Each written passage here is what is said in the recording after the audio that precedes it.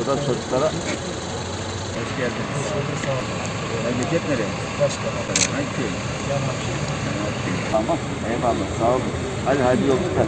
Gençler başarılar diliyorum valla. Teşekkür ediyorum. Boyama kitapları giderken küçük kardeşlere selam söylüyorum. Tamam mı?